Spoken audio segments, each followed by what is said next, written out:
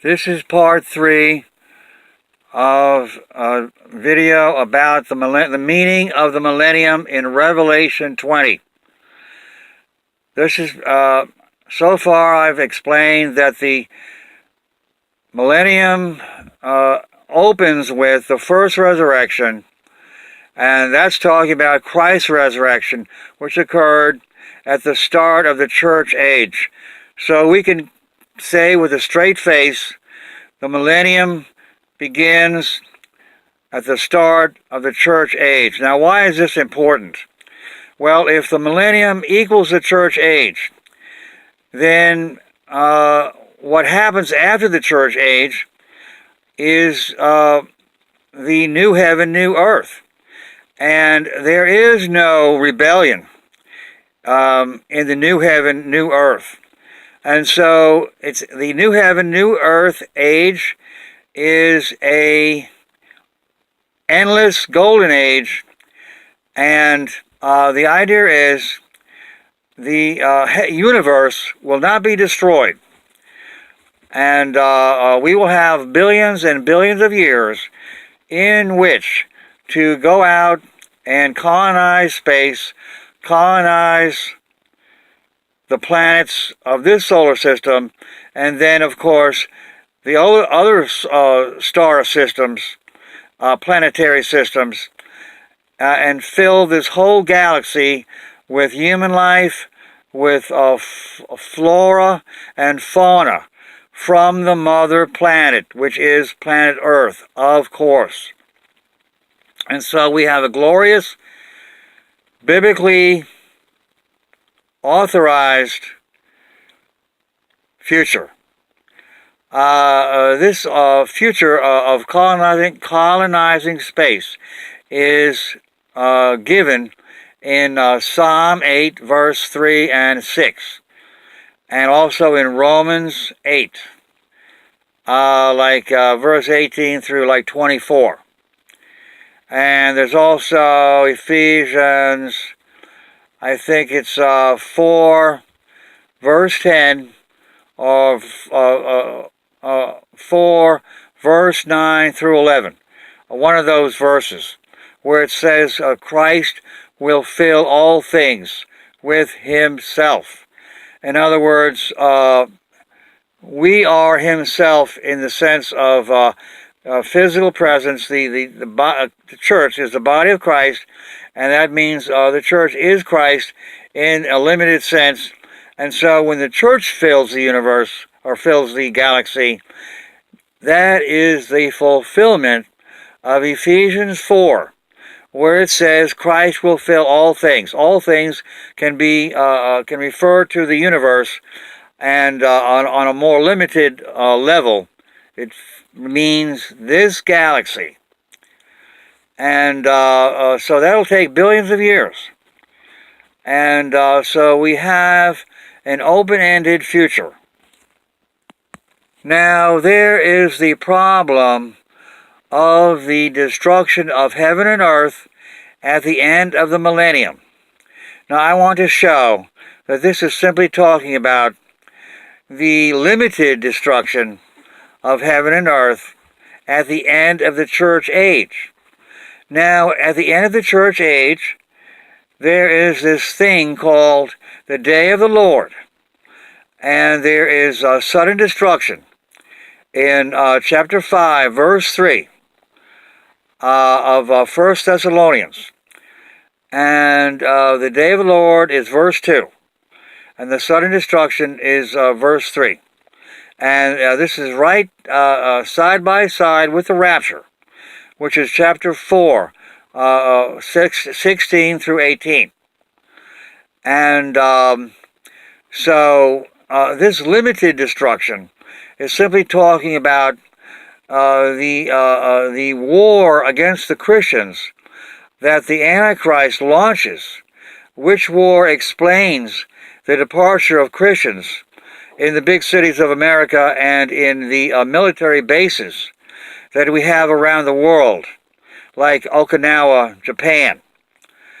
And so the idea is this limited sudden destruction can be taken as the explanation for the destruction of heaven and earth at the end of the millennium. Now, why do I say that? Because in 2 Peter chapter 3, verse 11 through 13, it mentions the passing of heaven and earth on the day of the Lord.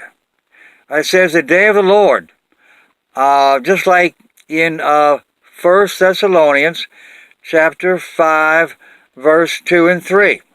So this is a parallel passage to the day of the Lord in 1 Thessalonians, and so this explains that the millennium really is the church age, and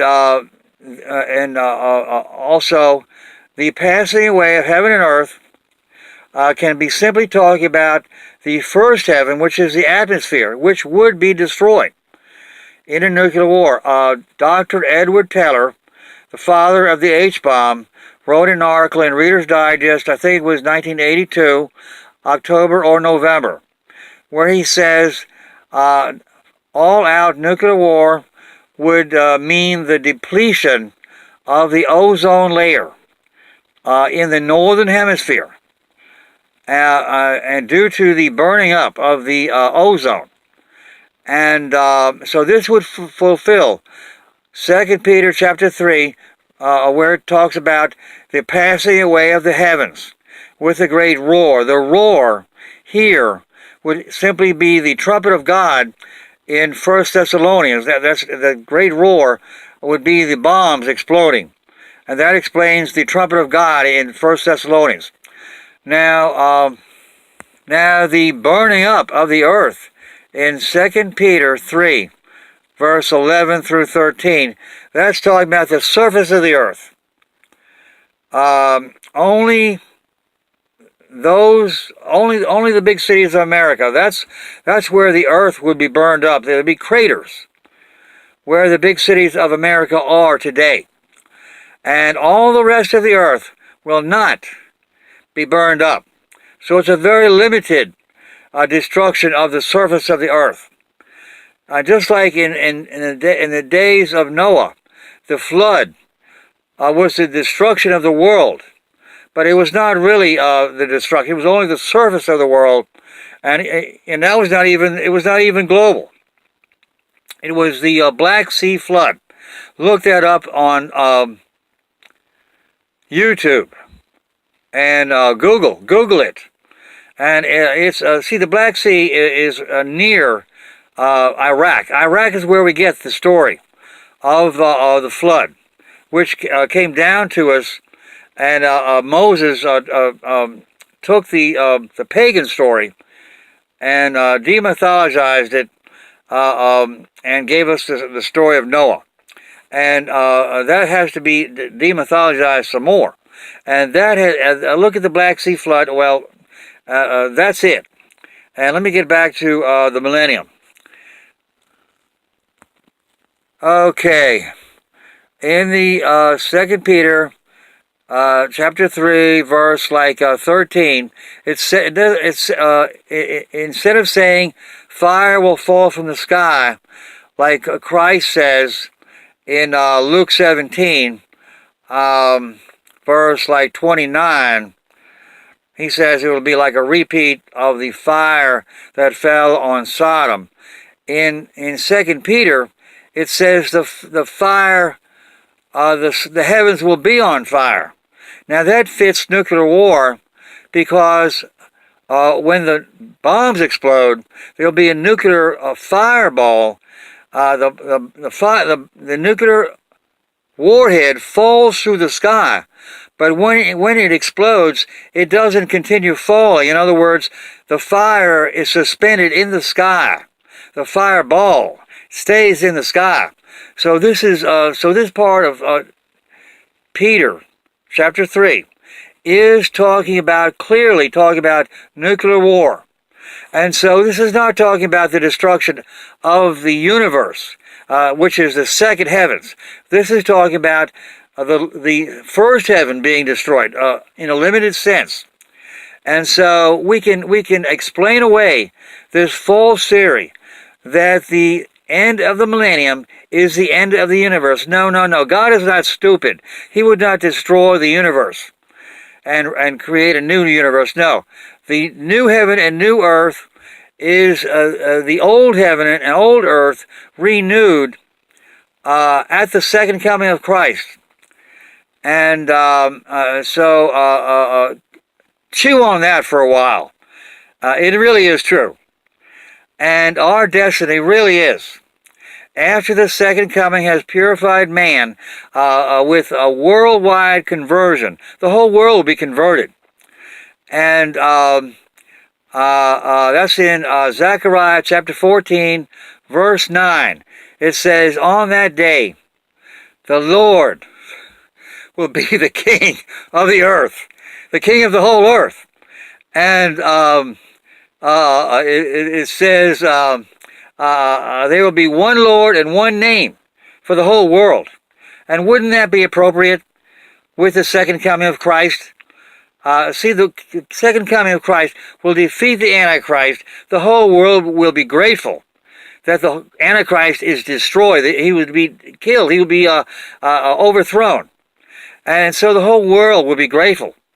And naturally, they will seek out Christians, and they will be converted. And the whole this won't happen on one day, but this one day will cause the conversion, and it will follow soon after the day of the second coming.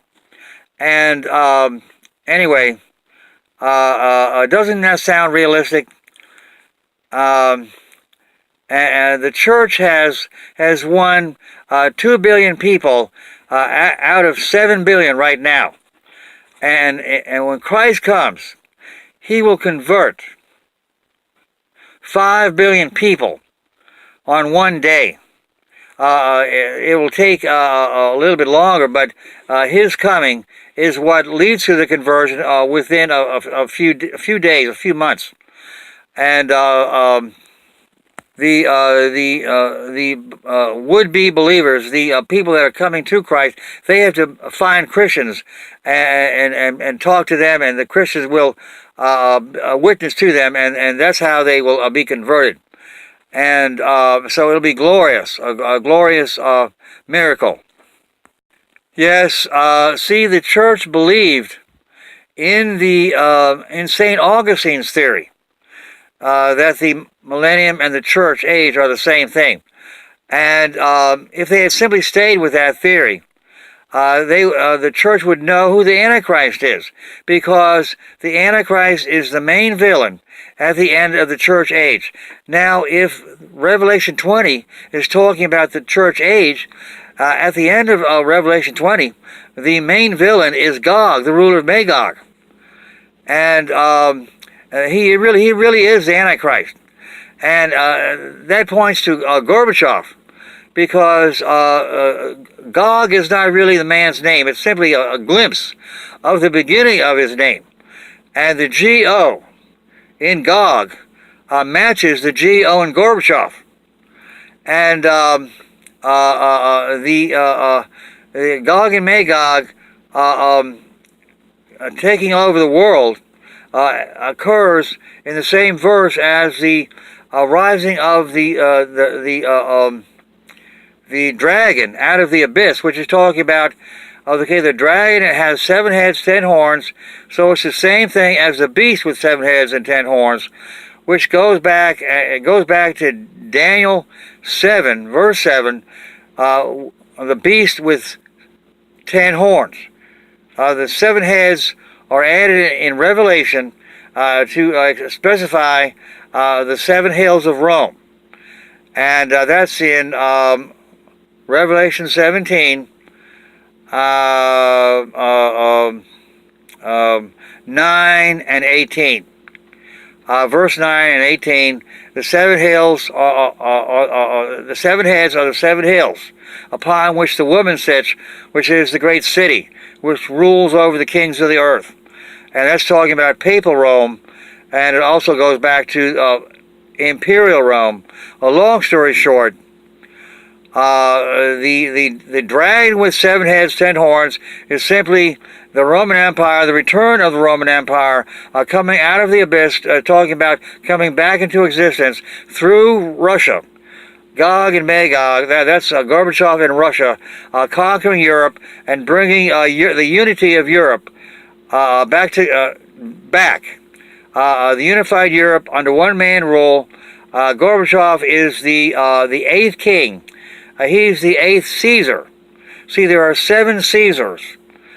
And those 7 Caesars rule in the time frame of Revelation 12, from the beginning of the church, from the birth of Christ to the let me think now, to the crucifixion of Christ.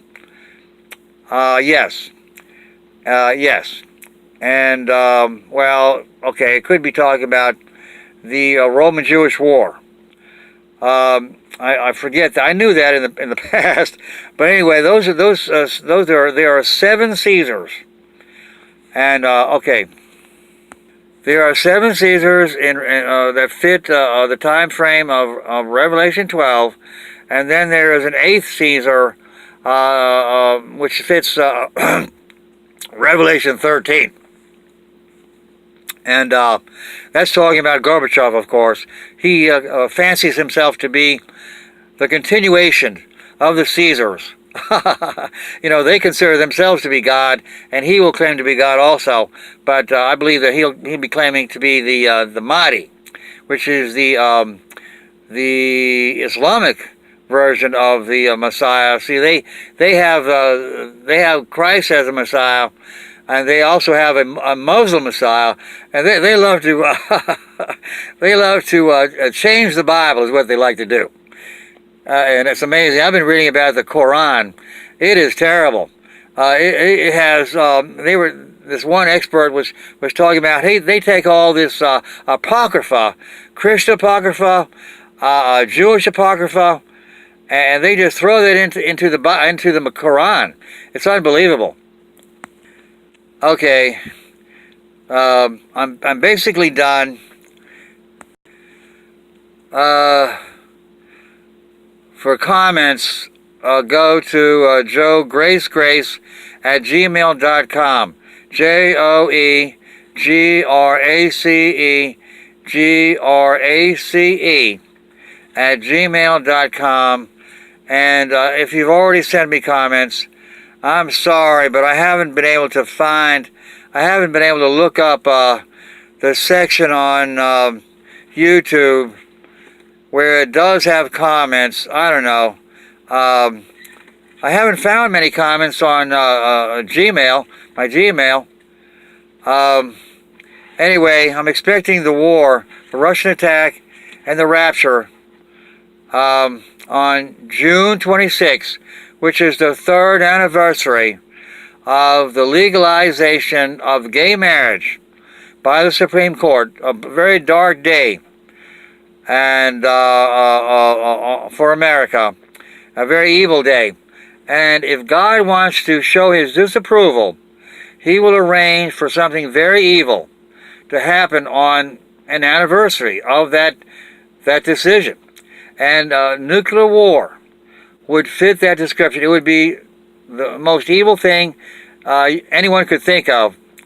And it is the judgment of God that, Peter talks about a judgment by fire. God would no longer judge the world through flood, but He would judge the world through fire. This is talking about that fire, nuclear war, will fulfill 2 Peter 3, the fire, judgment by fire. Try to understand that. And try to understand, it's simply, 2 Peter 3 it's the destruction of the first heaven. There are 3 heavens. 2 Corinthians chapter 12, Paul talks about 3 heavens. The 3rd heaven is God's heaven, the highest heaven. The 2nd heaven is above the first heaven. The lowest heaven is the first heaven. It's the atmosphere around the earth. And the second heaven is outer space, above the atmosphere. Outer space in the sense of the whole universe. And so, it's not the second heaven which gets destroyed in 2 Peter 3. It's the first heaven, and it's not really the first heaven. It's only a portion. The ozone layer. And that's only temporary. And the ozone layer protects us from the sun's ultraviolet. Now, in the book of Revelation, it says the sun will be given power to scorch men. It's talking about the sun's ultraviolet coming through to men's skin because the ozone layer is gone in the Northern Hemisphere. And that's talking about the effect of nuclear war. And so you see, I basically touched all the bases, and I'm going to quit now and tell everybody about June 26th and why the nuclear war on that day means to convey God's disapproval of gay marriage and homosexuality in general. Now, why is that? Why is homosexuality such a big deal? Well, because it's very, very acceptable. You see, the opinion of America changed within just a few years, where everyone was totally against, gay marriage, and then they found it to be halfway acceptable, and so the Supreme Court acted on that change. And so the idea is, it's much too acceptable. It's much too attractive, and God cannot allow that. He has to come down hard on that to show His disapproval. He can't allow people to ruin their lives. See, if people go homosexual, they miss out on marriage. They miss out on the joy of union with the opposite sex. And so that's it. That's my last word.